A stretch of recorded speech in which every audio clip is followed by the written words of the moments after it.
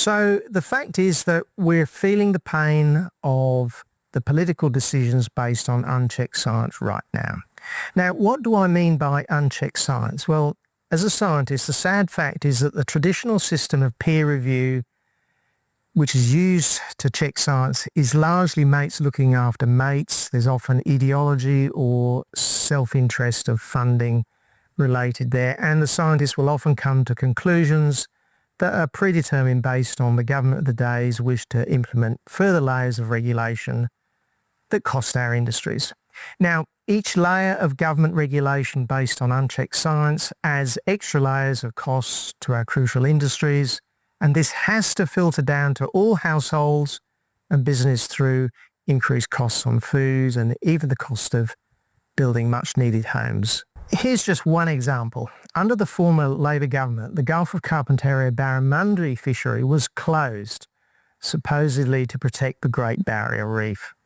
But this decision, made on the basis of unchecked science, was made despite the fishery area being 700 kilometres from the nearest coral reef and on the wrong side of Cape York Peninsula. Australia now imports 2/3 of its seafood despite owning one of the biggest areas of ocean on Earth. It's nuts. But it doesn't have to be that way. There is a way forward. In fact, the new Queensland government has already set up the solution. One of the first acts of the new Queensland LNP government was to set up a productivity commission.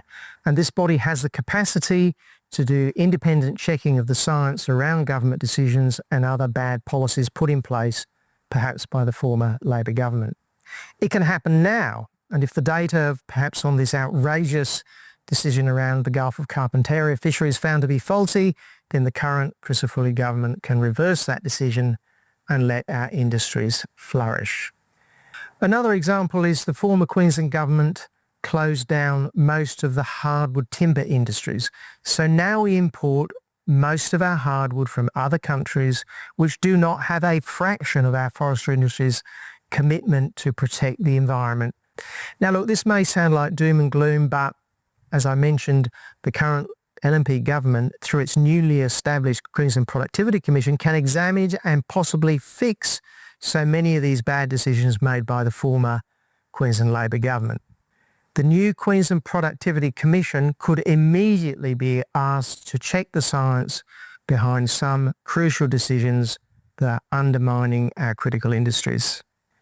Now, I believe that the LNP government under the leadership of David Crisafulli wants to listen, but needs to hear loud and clear that there is a large amount of support in our cities and our towns and communities to check the science and then as appropriate revisit possibly bad decisions. I'm a scientist, and one of the fundamentals of science is that you should always be questioning, challenging, examining science for weaknesses and mistakes. It's actually what makes science strong, that checking and challenging. And who would argue against a bit of checking of any science, let alone that that's been used to make government policy and decisions affecting every Queenslander, families, pensioners, young people who want to buy a home? The Crisafulli government has taken the first major step by setting up the Queensland Productivity Commission. It now needs to take the next step, which is to apply the capabilities of the Commission to checking the science behind decisions that impact our critical industries, and through that impact, you, your family and the community.